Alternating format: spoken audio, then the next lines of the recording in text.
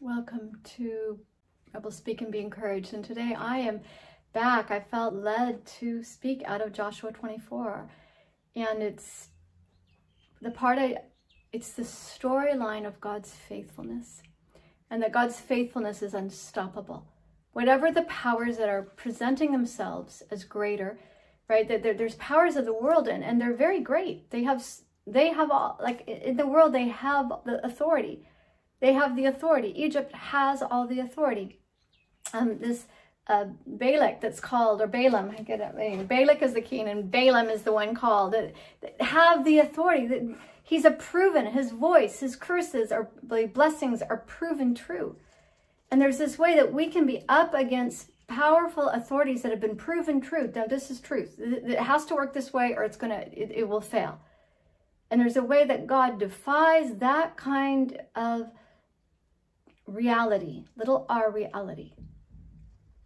And there's a way that just in these verses, I just want to speak them into situations and circumstances that feel like, oh, there's no way forward. And God's saying, I'm unstoppable. I'm an unstoppable force in your life. Things that are stopped up, I unstop them. Like, no, I'm unstoppable. I am unstoppable. I am the one that moves situations in ways that no one can imagine. No one can imagine this little tribe, if you will, this little gathering of slaves in Egypt would get out of that. And it's not just there. On the other side, when they're about to enter the promised land, and they meet these kings that they're meant they just ask for passage through. That's not the land that they've been promised. And these kings want to defy them. And these kings want to destroy them. They're afraid of how powerful they are. And they want to destroy them. And this one, King Balak, hires from way over north, south, east Mesopotamia, Balaam to come and curse them. And in this verse, it's going to say, no, I forced him to bless you. I forced him. This one with this amazing track record. There's a way that there's these things that we're told, rely on this. It has a great track record. It has a perfect track record. And it's like, okay, God, I'm not operating in the ways that seem best practices. What do I do? But as we're obedient to God, God leads us through difficult circumstances in ways that the world does not expect. And that's very much what this closing chapter of Joshua is saying. And I just felt to read it. I think I did it not that long ago. But I'm going to speak this into your situation and your circumstances. And I want to speak where you're wanting harmony. Things feel dissonant and you're wanting harmony, and God's bringing harmony. And the thing is that you want to take your mind and align it with God. Align it with God's wisdom. Align it with God's goodness. So if something's causing, you don't have harmony, but you feel dissonance. And it might be because you're saying, no, it has to work this way according to my expectations. And when we say it has to work this way according to our expectations, we put our expectations and it has to work this way above the genuine creativity of God. And then there's a way that it's hard then to track with how God is working. Like, okay, God, it seems weird, right? It's weird to lead people into Egypt where they're so protected, but they end up being slaves, but they grow and they become so powerful. Like, God has ways that God works reality out in a genuine blessing, as a genuine blessing, in storylines that are natural, can easily critique, be very, very critical of. But as we stand and look back, which is what Joshua's doing, we see how well God's plan of action has served us, how faithful God has been, how God's preserved us from genuine enemies, harsh realities. Then I sent Moses and Aaron, and I afflicted the Egyptians by what I did there, and I brought you out. Okay, I brought you out of a serious oppression.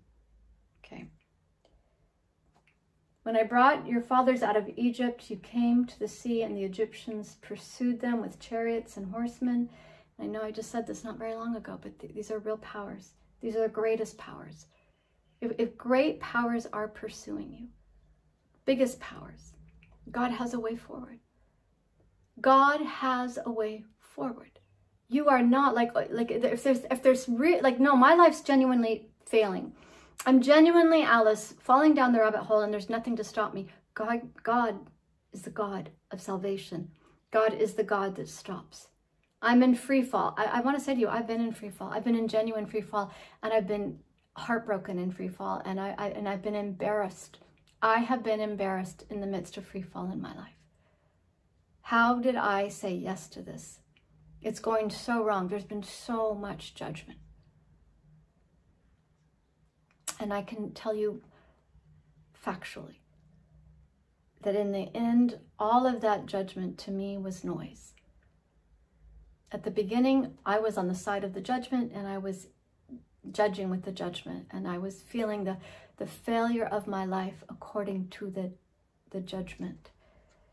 And then as things fell apart and I found out, oh, I'm still standing and I'm still breathing, and this is very, very contrived. It's very, very contrived. The shame's real, but it's just little s shame. It's just little s shame.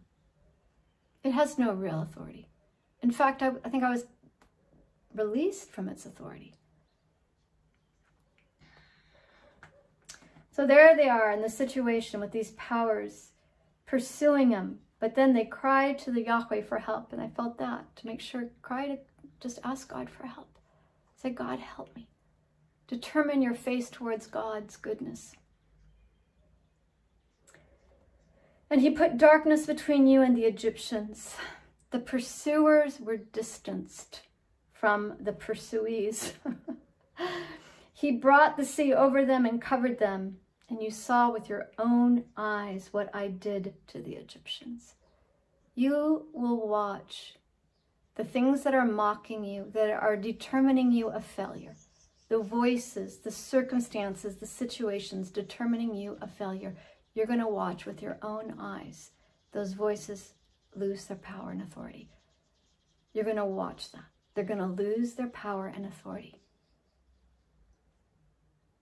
And I just feel the word isolated, that you can be in a situation where there's so many voices that you feel isolated because of those voices. They're going to lose their power and authority, and you will no longer be isolated by them. They will no longer have that power. They will no longer have that authority. They will no longer be true. Their isolation will not be real. They're the isolated ones. They're the ones that drown in the water. And then you lived in the desert for a long time. God took care of them in the desert. When we follow God, sometimes we have a lot to say. Sometimes we have very little say. God has sworn that this generation will pass before more happens, and they live there.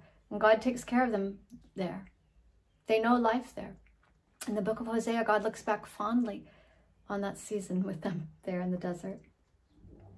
I brought you to the land of the Amorites who lived east of the Jordan. That's not the land that's been promised to them. And they fought against you, people that shouldn't be fighting you. And they are fighting you, but I gave them into your hands. I destroyed them from before you, and you took possession of their land. These things that come and they challenge us and they ridicule us, and they broaden our land. They broaden our land. When Balak, son of Zippor, the king of Moab,